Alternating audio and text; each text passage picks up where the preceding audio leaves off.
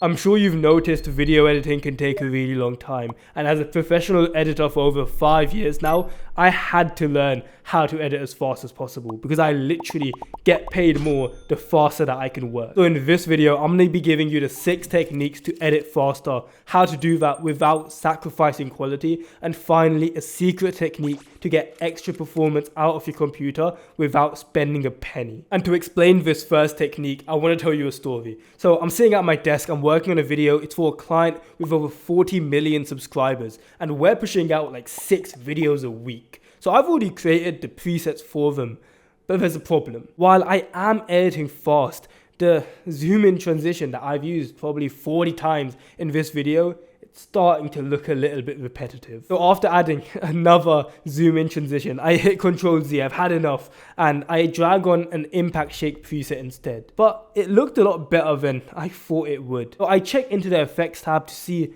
what it looks like, and it turns out I didn't actually hit Ctrl Z. And this was how I found out how to not only edit faster, but keep my work looking unique while I did so. So stacking presets is when you not only use presets to get faster, but you use multiple of them on the same clip, so you keep your work looking fresh at the same time. Let's say you have a slide-in animation on its own. It looks alright, but adding an impact shake onto that same clip gives it a unique twist. Or trying out different drop shadows together to see what combinations you can make, or trying out a slow zoom in with a handheld shake as well to get a lot more movement in there. It's when you start stacking presets that you realize there's an infinite number of combinations. But how do you actually make those presets or get them in the first place? Well, for that, I've given you 250 smooth editing presets. It's completely for free, you can get in description, and it's the exact same ones that I use for my client project. So you can go get those effects now, but once you have, we need to make sure you're not making this next mistake, otherwise you're still going to be wasting a ton of time while you're editing. So when I was younger, I used to be obsessed over this game. It's called Fortnite, and one of the pros that I used to watch at the time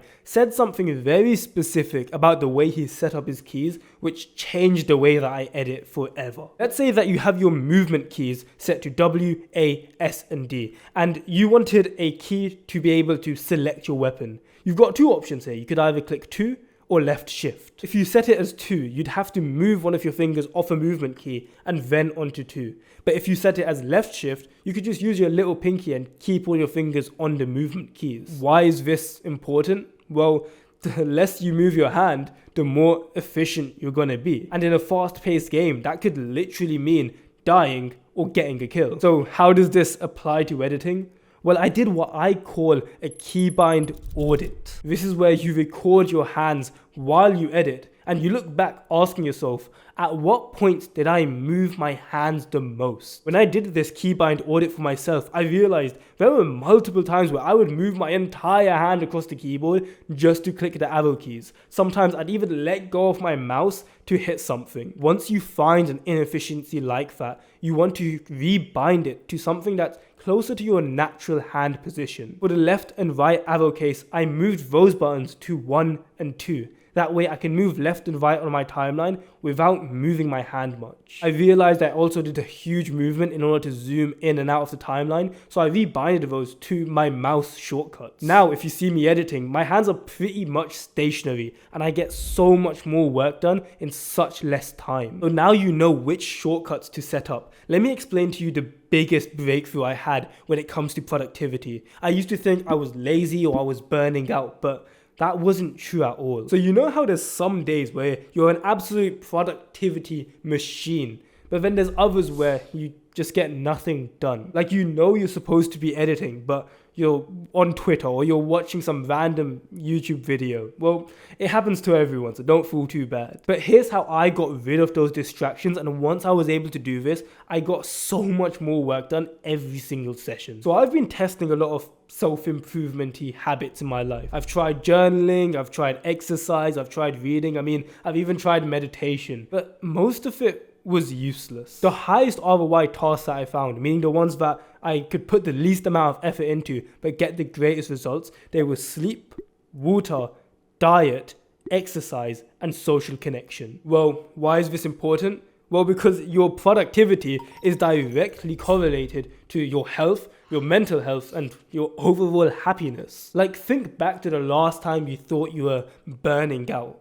Chances are you were probably running on like 3 hours of sleep. You were barely leaving your house and your diet was probably fucked. Like, let's consider the potential that we're not burning out, and it might just be that our body doesn't want to focus on editing because it's pretty much fighting to stay alive because of how shit we've been treating it. So as stupid as it sounds, I literally have a happiness ROI list on my wall. It's those 5 things that we just mentioned. And anytime I have some sort of mental turmoil, I feel like I'm burning out, I feel like I'm giving up on editing, I just look at that list and usually I'm just missing 1 or 2 of those things. But there was another mistake outside of managing my health that made me so much slower as an editor. And it made me feel as if I was working all day, but I was barely making any progress. And if you've ever had a day where you felt the same, here's how you actually fix that. You know when you're working on a video and a few minutes in, you get that random urge to just check back what you've done. I mean, it's a short section of the video, so it doesn't take too much time, you check it. But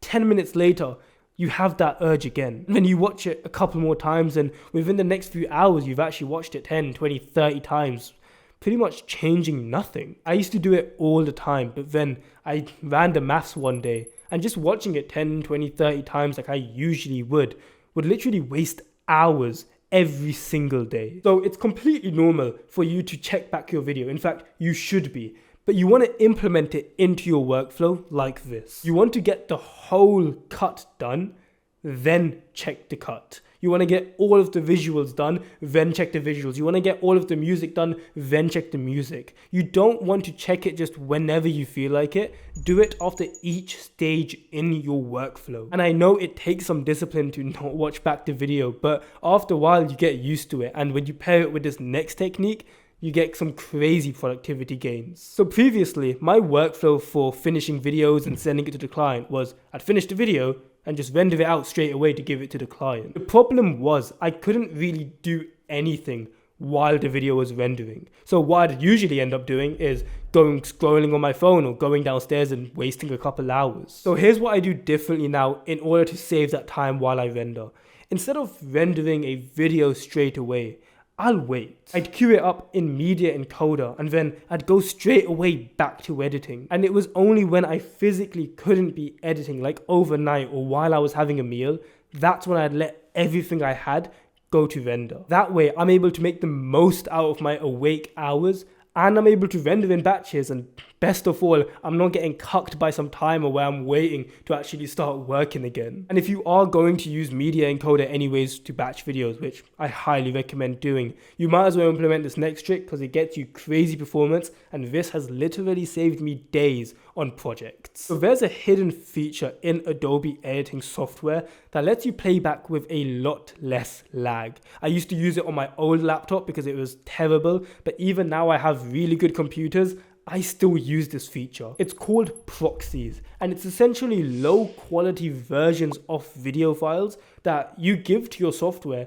so it can pretty much just run a lot smoother. So here's the best way to implement proxies into your workflow so it's not this thing you have to spend hours learning. As soon as you start a project and have imported all the footage, you want to right click it in the project bin, go to proxies, and then create proxies. I recommend creating it in the low resolution preset because honestly that works fine, the performance is great. Once those are made, you can just go into Premiere and toggle them on and off. If you don't see that button, by the way, just click that little plus under your preview tab and you'll be able to add in that proxies button. As soon as you start using this, you'll realize a huge difference in performance, and the best part is when you do the final render, it'll use the original quality, so you don't lose any quality while you're using these. Especially if you want to work with larger and larger clients, meeting deadlines, it's a non-negotiable. But now that you know the tricks, you need to dial in your actual workflow. So for that, I've made an entire video on the fastest way to cut because that's usually the slowest section, and you can go watch that here. It'll completely change the way you approach editing.